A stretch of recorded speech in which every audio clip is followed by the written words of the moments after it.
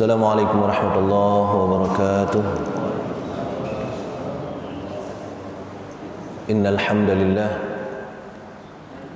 nahmaduhu wa nasta'inuhu wa nastaghfiruh wa na'udzu billahi min shururi anfusina wa min sayyiati a'malina. May yahdihillahu fala mudilla lahu wa may yudlil fala hadiya lahu. Asyhadu an la ilaha illallah wahdahu la syarika lahu. Asyhadu anna Muhammadan abduhu wa rasuluhu la nabiyya ba'da. Allahumma shalli wa sallim ala Muhammadin wa ala alihi wa sahbihi wa man tabi'ah. Sidang jemaah subuh yang dirahmati Allah Subhanahu wa taala. Tak henti-henti kita bersyukur kepada Allah Subhanahu wa taala yang telah berkenan menghidupkan kita pagi ini, memberi kita hidayah, memberi kita kekuatan, menggerakkan kaki kita sampai ke rumahnya. Sesuatu yang tidak dimiliki oleh semua orang. Makanya masjid-masjid tidak banyak terisi di waktu subuh, karena Allah memilih orang-orang tertentu yang diberi kekuatan, diberi hidayah, dan digerakkan kakinya menuju masjid. Karena itu bersyukurlah bahwa kita termasuk yang dipilih oleh Allah Subhanahu wa taala.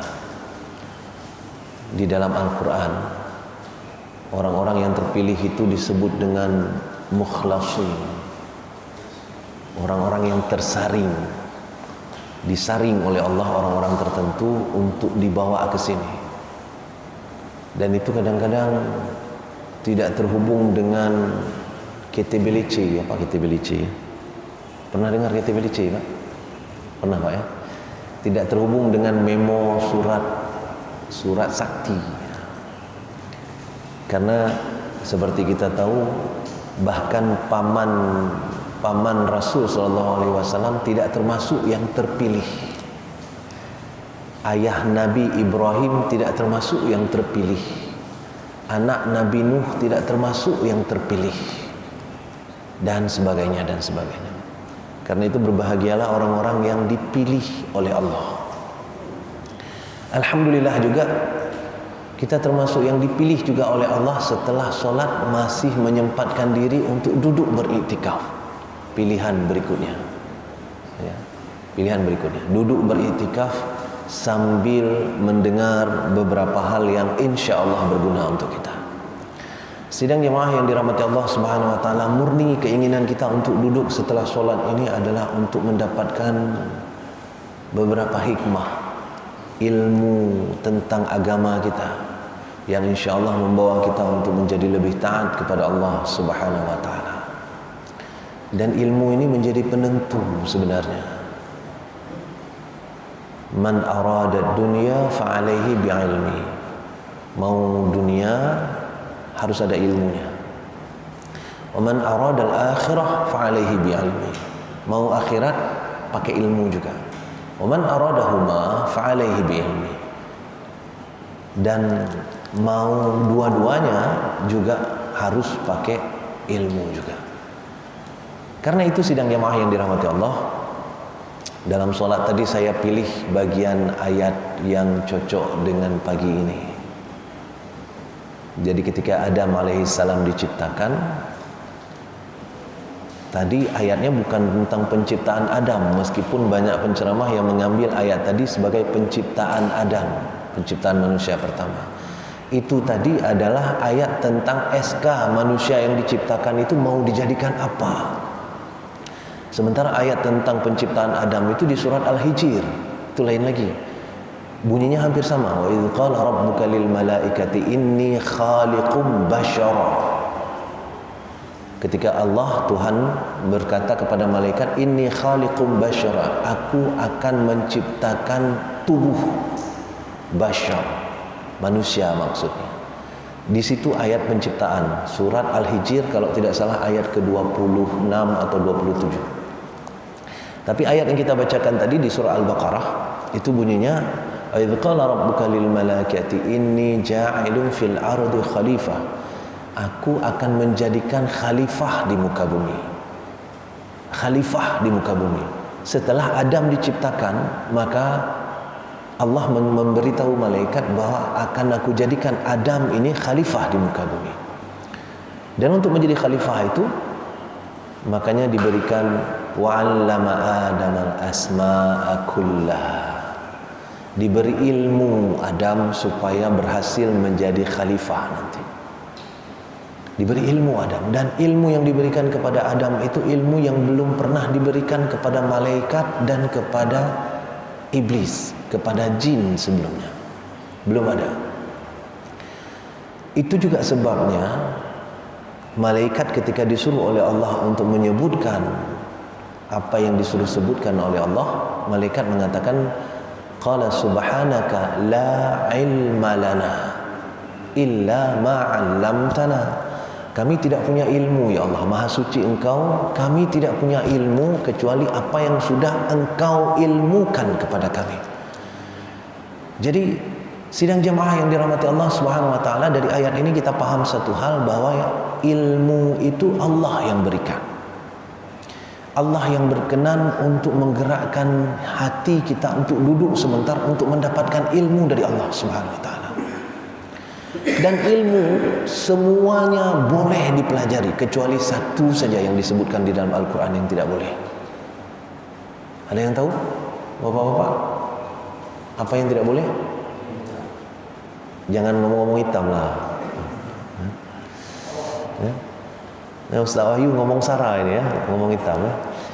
Ilmu sihir ya. Ya ilmu hitam, dah betul ya. Yang tidak boleh dipelajari di dalam Al-Quran cuma disebut ilmu sihir. Disebut di dalam surah Al-Baqarah, wattaba'u ma tatlu syayatin ala mulki Sulaiman. Mereka mempelajari apa yang dipelajari oleh ahli-ahli sihir di masa Sulaiman ya. Itu tidak boleh. Cuma itu tidak boleh. Tapi semua ilmu yang lain, Bapak Ibu yang dirahmati Allah, semua ilmu yang lain boleh dipelajari. Sehingga ini penting untuk disampaikan, karena di kampung-kampung itu masih banyak sekali dikotomi ilmu yang menyebutkan bahwa nyan ilmu kafe, nyo ilmu Islam. Toh ilmu kafe, matematika, kimia, biologi, ilmu kafe. Bahkan beberapa dari keluarga mamak saya dulu itu nggak dikasih sekolah oleh ayahnya, padahal orang kaya mereka. Orang kaya jamun, orang kaya, tapi nggak dikasih sekolah pada masa itu karena ditakutkan jadi kafir. Takut jadi kafir. Sidang jemaah yang dirahmati Allah Subhanahu wa taala, apa yang membuat kita menjadi kafir atau bukan, itu persis seperti juga apa yang kita makan. Kata Benjamin Franklin, ini bukan orang Islam ya. Kata Benjamin Franklin, tubuhmu tidak dibentuk dari apa yang engkau makan, tapi dibentuk dari apa yang engkau cerna kemudian. Tubuhmu tidak dibentuk dari apa yang kita makan, tapi dibentuk dari apa yang kita cerna kemudian. Ketika kita makan sesuatu, maka ada bagian dari makanan itu yang dicerna, dan itu menjadi tubuh dan daging kita. Ada bagian yang tidak dicerna, itu keluar lagi. Sehingga yang membentuk tubuh kita adalah yang dicerna itu. Dulu suatu ketika saya memulai buat rumah itu, tukang saya suatu pagi itu kebingungan dia. Dia tanya kepada saya, "Pak, ini gawat sekali ini." "Kenapa?" saya tanya. "Anak saya makan kelereng 2." Katanya. Ini kelereng dia makan ya, anak kecil. Anak saya itu makan kelereng 2. Saya bilang, "Santai aja, Pak. Kelereng itu tidak akan dicerna dalam tubuh. Karena itu Bapak tunggu saja, akan jatuh kelereng itu kembali, akan keluar kembali dia." Dan betul-betul ditunggu sama bapak itu. Jadi anaknya itu nggak dikasih untuk duduk di toilet, tapi disuruh untuk buang hajat di tempat lain supaya dia bisa mantau sudah keluar nggak kelerengnya ya. Jadi tubuh kita, Bapak Ibu, tubuh kita tidak dibentuk dari apa yang kita makan, tapi dibentuk dari apa yang kita bisa cerna kemudian. Begitu juga karakter. Begitu juga kita mau jadi kafir, mau jadi orang yang tawadu, orang yang sombong dan sebagainya. Siapa yang menentukan itu? Ilmu, betul. Tapi tidak ditentukan dari ilmu yang kita pelajari, tapi dari ilmu yang kita berhasil fahami. Makanya sidang jemaah yang dirahmati Allah Subhanahu wa taala, ketika kita menuntut ilmu, itu diajarkan oleh Rasul sallallahu alaihi wasallam doanya. Doa menuntut ilmu. Gimana Pak doa menuntut ilmu? Bismika Allahumma ahya wa amut, Pak. Ini untuk mengetes saja Bapak masih hidup atau sudah tidur ya. Doa menuntut ilmu itu salah satu, boleh juga. Rabbi zidni ilma warzuqni fahma. Di dalam doa ini jelas sekali tersebut bahwa yang pertama kita minta sama Allah, ya Allah tambahkan kepadaku ilmu. Rabbi zidni ilma, tambahkan ilmu kepadaku. Tapi kemudian kita tambah kepada Allah warzuqni fahma. Tapi bukan sekedar ilmu, ya Allah. Dari ilmu itu rezekikan juga untukku untuk memahami ilmu itu. Karena ilmu tanpa kita paham seperti kita makan kelereng. Maka kelereng itu akan keluar lagi. Tidak akan banyak bermanfaat untuk kita. Apa yang bermanfaat untuk kita? Ilmu yang berhasil kita pahami sampai tuntas. Bapak Ibu yang dirahmati Allah, ada mahasiswa saya di kampus itu setelah saya mengajar, dia sering sekali datang ke saya. Pak, saya nggak ngerti Pak yang tadi. Nanti saya runut. Oke, ini kamu tahu dari mana? Tahu Pak. Ini kamu tahu dari mana? Tahu Pak. Ini kamu tahu dari mana? Tahu Pak. Tapi saya nggak ngerti Pak. Nah, bagus tuh, bagus. Dia tahu, tapi dia tidak mengerti. Dia tahu tapi dia tidak mengerti. Berarti dia hanya sampai kepada Rabbi zidni ilma. Dia tidak mendapatkan warzuqni fahma. Makanya sidang jemaah yang dirahmati Allah Subhanahu wa taala, mendengar kajian, mendengar kuliah, mendengar pembelajaran, mendengar ilmu, itu harus kita resapi supaya kita sampai kepada tahap paham. Sampai kepada tahap paham. Banyak sekali orang yang berilmu tapi tidak sampai kepada tahap paham. Apa contohnya? Di Jerman itu ada seorang profesor perempuan, sudah meninggal dia. Kayaknya sudah pernah saya sampaikan di sini dalam konteks yang berbeda. Namanya Profesor Annemarie Schimmel. Ini Annemarie Schimmel ini nanti boleh dicek nanti ya. Nanti buka Google, boleh cek Annemarie Schimmel itu siapa. Tapi nggak usah sekarang, karena kalau sekarang buka Google nanti nggak berhenti bukanya, ya. Pasti kelihatan sesuatu yang lebih indah daripada ceramah saja, ya. Profesor Annemarie Schimmel ini seorang perempuan profesor yang mempelajari Arabistik, mereka sebutkan. Jadi ilmu-ilmu tentang budaya Arab. Sehingga salah satu di antara budaya Arab itu tersebutlah Islam di antaranya. Maka dia juga mempelajari Islam. Maka ketika dia mempelajari Islam, maka yang dipelajari salah satunya adalah Al-Quran. Dan dia bukan sekedar mempelajari Al-Quran, dia saking intensnya mempelajari Al-Quran, dia sudah hafal itu Al-Quran. 30 juz dia hafal. Bukan juz 30 juz dia hafal. Bukan sekedar dia hafal, dia bahkan paham artinya. Paham artinya. Ya. Paham artinya karena dia bisa bahasa Arab. Bukan saja hafal Al-Quran, tapi juga dia berusaha untuk menghafal hadis-hadis arba'in, dan dia hafal itu. Dia hafal hadis arba'in, dia hafal tafsir Jalalain. Banyak sekali kitab-kitab Islam yang dia hafal. Tapi sampai dia meninggal, dia tidak ditakdirkan oleh Allah untuk masuk ke dalam Islam. Sayang sekali. Dia sampai kepada meninggal tidak masuk Islam. Ilmu Al-Quran dia jauh di atas kita. Kadang-kadang kepikir juga sama saya sekali-sekali. Kita undang dia ceramah mungkin ya. Tapi dia bukan Islam. Itu pula masalahnya. Ilmunya luar biasa.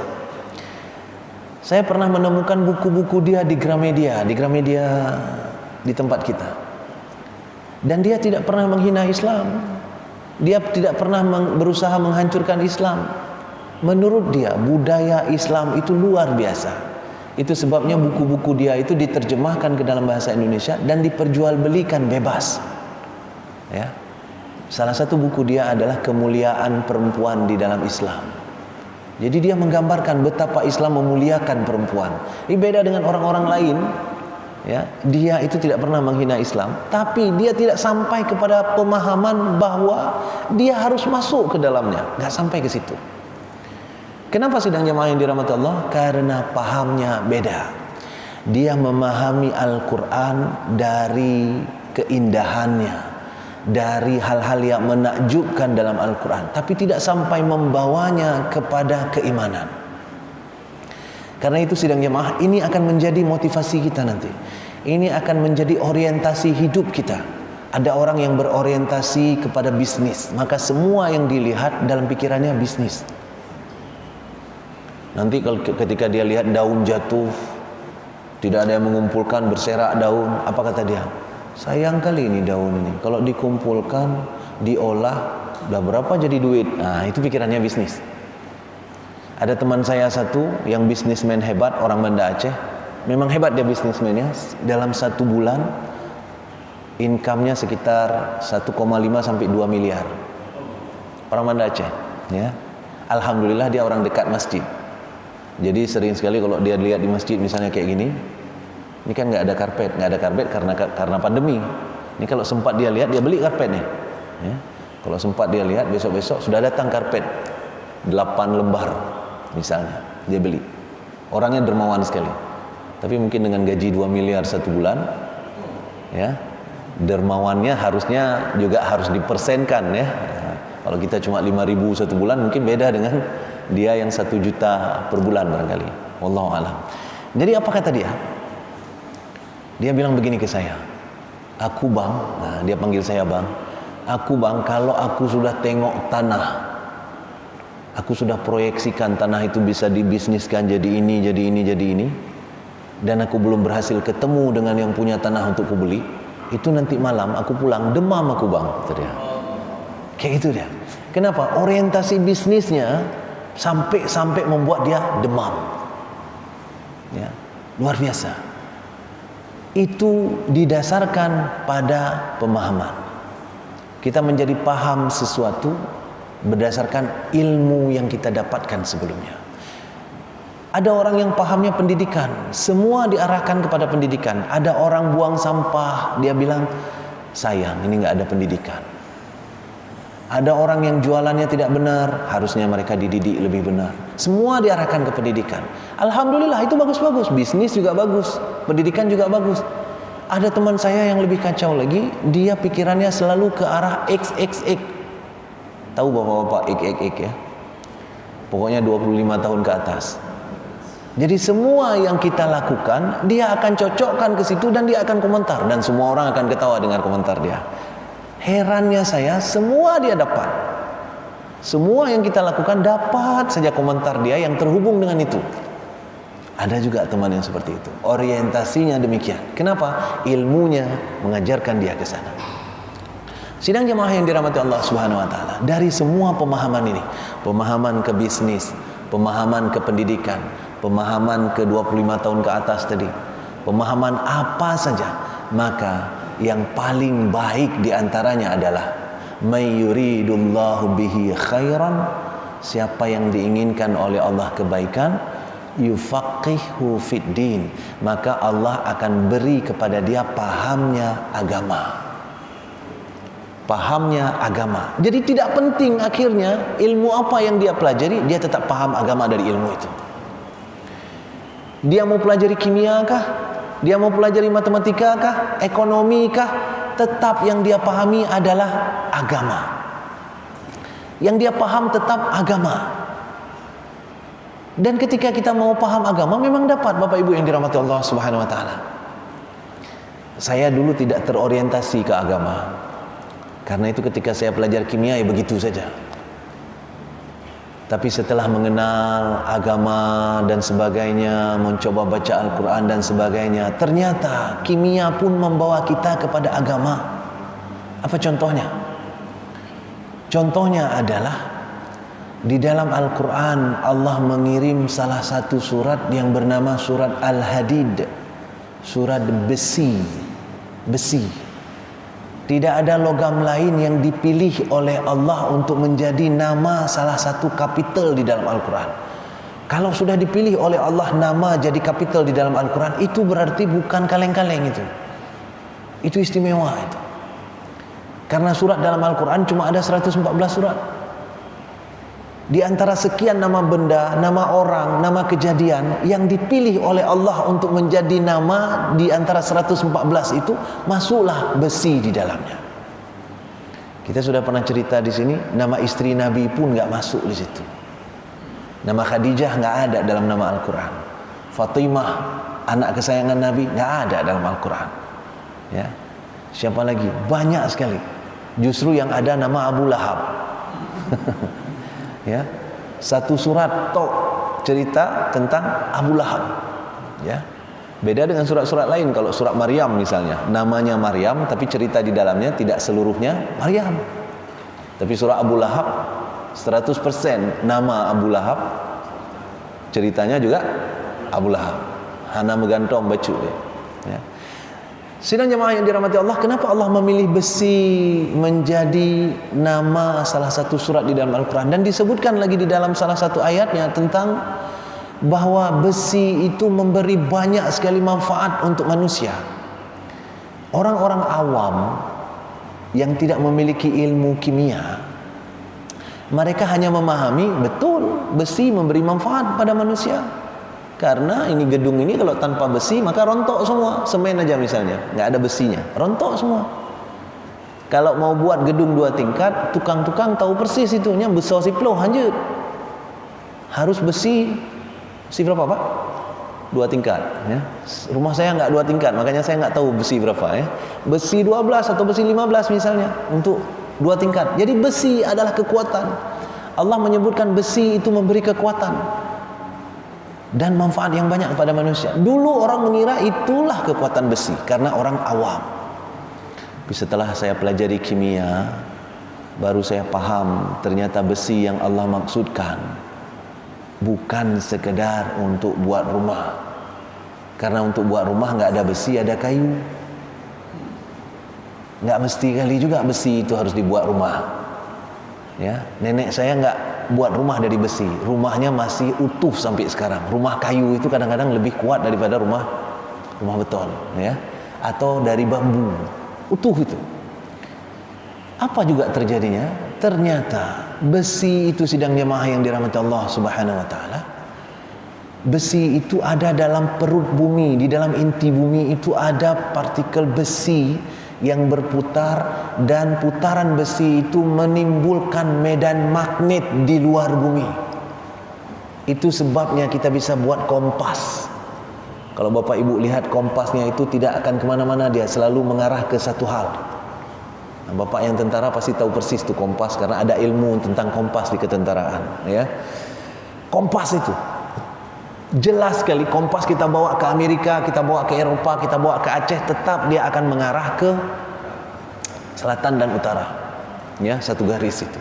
Karena itu menentukan kiblat pun dipakai kompas hari ini.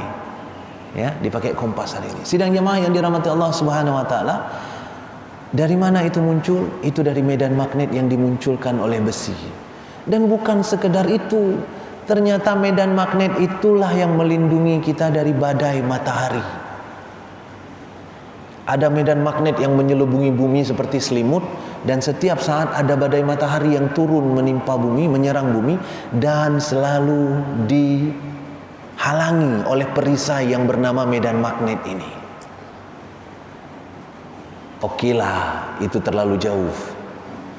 Ada yang lain lagi. Apa yang lain lagi? Tubuh kita sendiri. Tubuh kita sendiri, Bapak Ibu yang dirahmati Allah, kekuatan tubuh kita tidak ada kalau kita tidak punya salah satu zat yang paling penting dalam tubuh kita. Apa itu? Darah. Darah. Makanya kalau kita sakit yang diperiksa darah. Kalau darahnya sudah enggak beres, dipastikan orang ini sakit. Kalau darahnya kurang, dipastikan orang ini sakit. Selalu darah masalahnya.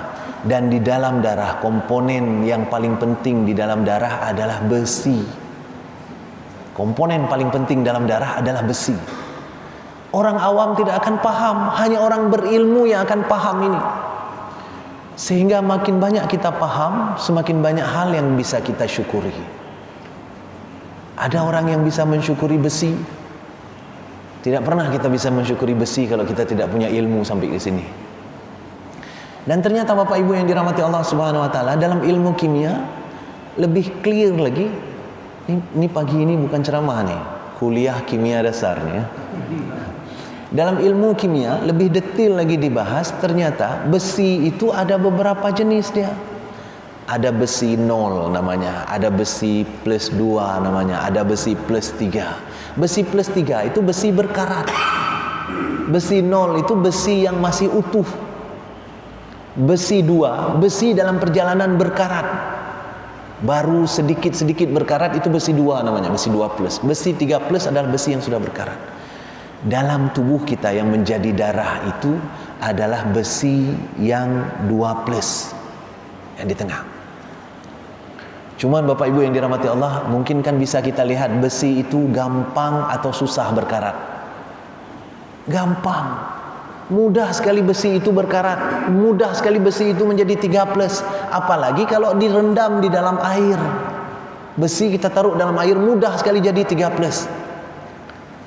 Hebatnya besi yang kita punya di dalam tubuh kita, yang kita sebut dengan darah tadi, adalah besi 2 plus di dalam air pula. Karena komponen terbesar dari darah adalah air.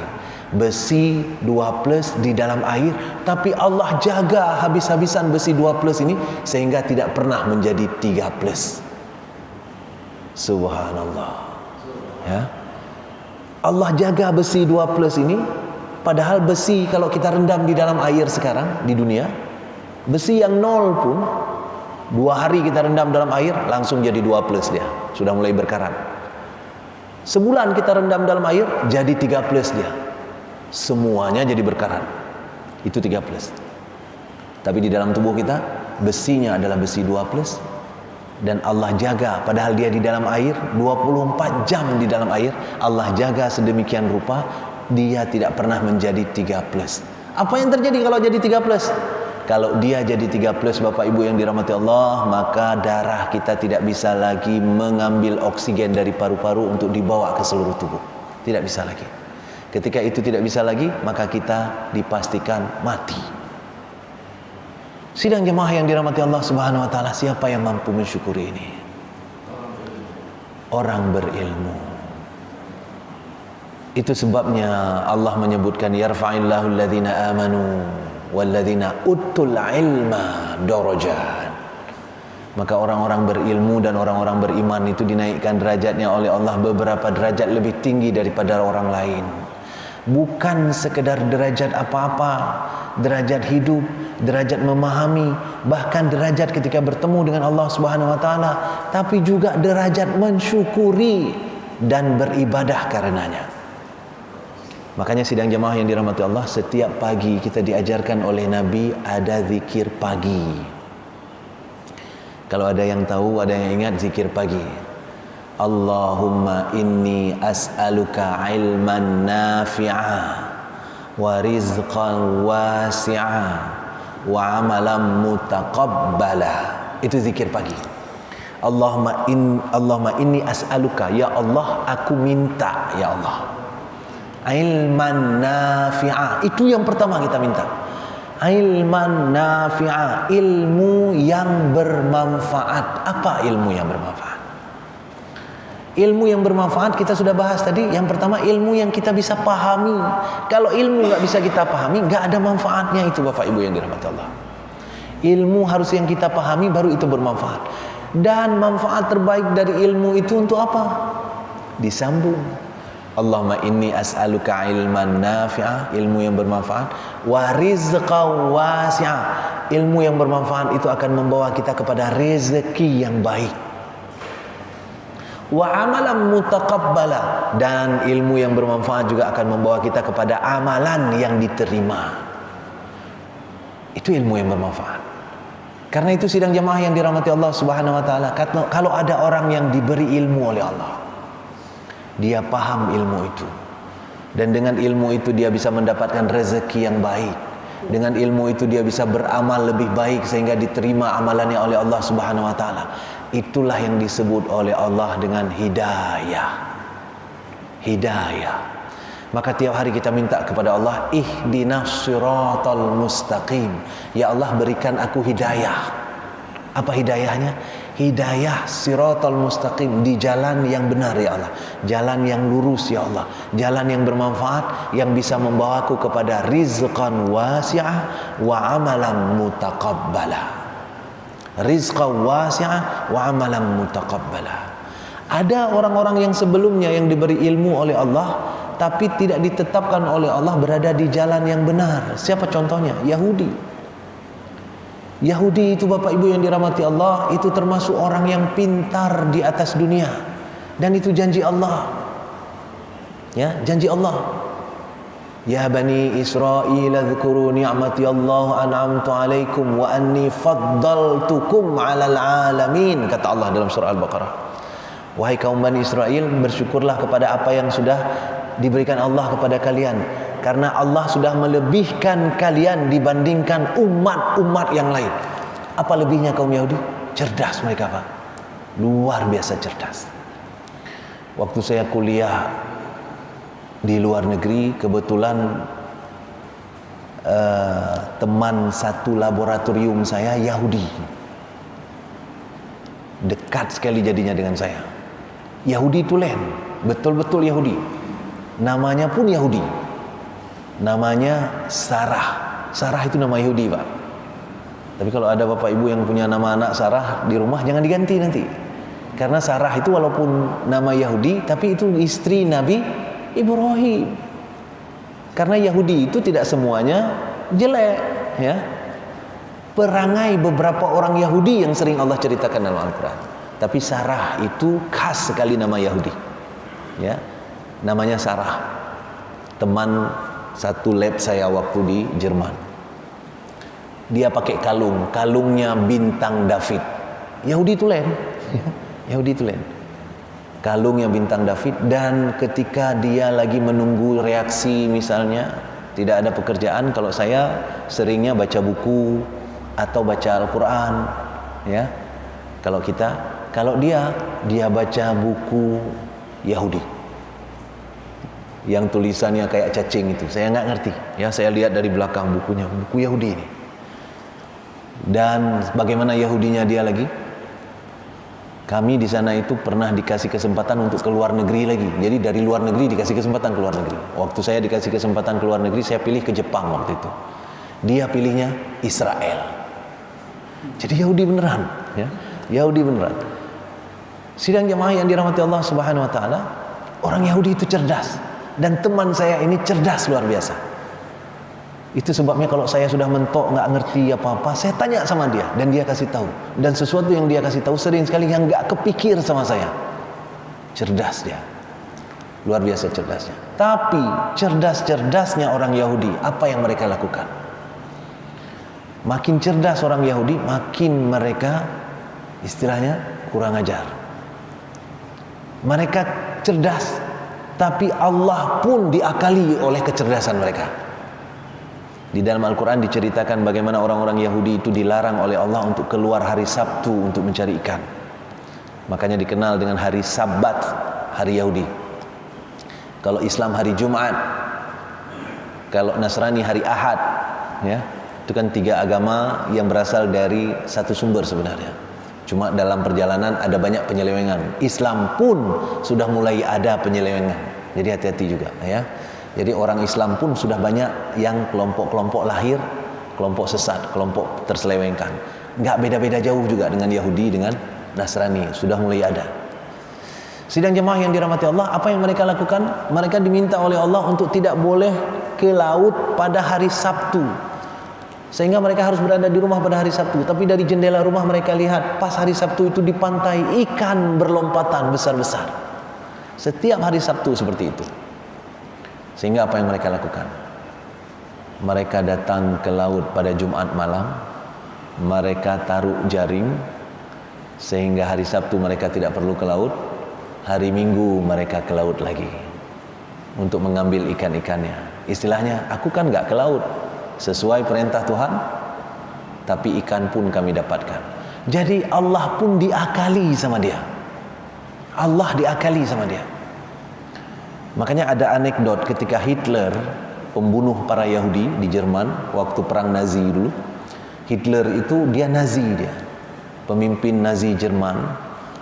Dia membunuh semua orang Yahudi, tapi tidak semuanya dibunuh sama dia. Ditinggalkan beberapa yang hijrah akhirnya ke Amerika, termasuk Albert Einstein. Itu orang Jerman yang hijrah ke Amerika, Yahudi juga itu. Ditanya sama orang, ditanya sama wartawan, kenapa enggak engkau bunuh semua saja Yahudi waktu itu? Karena ternyata yang hidup bersisa ini bikin masalah juga untuk kita sekarang. Kata Hitler, sengaja aku tidak bunuh semua supaya kalian tidak menganggapku jahat. Biar kalian tahu yang aku bunuh itu siapa. Ya. Jadi ku tinggal beberapa sehingga kalian kenal yang aku bunuh itu siapa sebenarnya. Itulah dia orangnya, Yahudi. Mereka cerdas, tapi tidak membawa mereka kepada amalan mutaqabbala. Karena itu sidang jamaah yang dirahmati Allah Subhanahu wa taala, secerdas-cerdasnya manusia yang disebut oleh Nabi sallallahu alaihi wasallam adalah yang mempersiapkan dirinya untuk hari kebangkitan nantinya.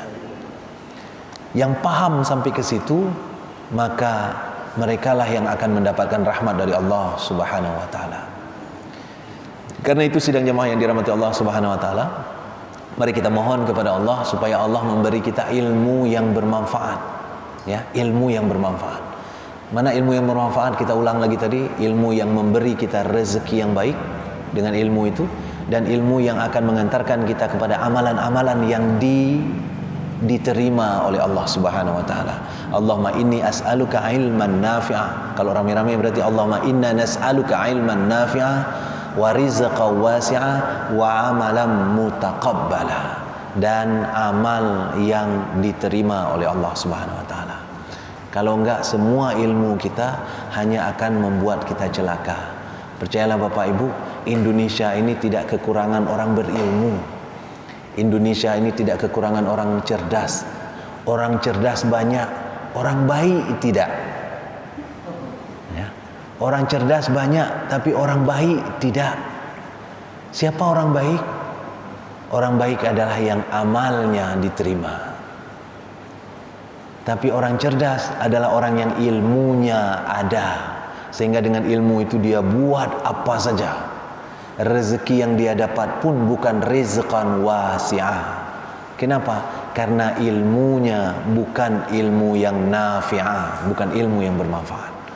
Karena itu sidang jamaah yang dirahmati Allah Subhanahu wa taala, kita berdoa kepada Allah semoga Allah berkenan memberikan kita kesempatan untuk terus menuntut ilmu dan terus memahaminya, dan ilmu yang kita miliki yang diberikan oleh Allah Subhanahu wa taala itu nanti adalah ilmu yang bermanfaat untuk kita, untuk mendapatkan rezeki yang baik dari ilmu itu, dan untuk mendapatkan amal, untuk beramal dan amalan yang diterima. Amin ya rabbal alamin. Mohon maaf atas segala kekurangan. Subhanakallah wa bihamdika asyhadu an la ilaha illa anta subhanaka astaghfiruka wa atubu ilaik. Assalamualaikum warahmatullahi wabarakatuh.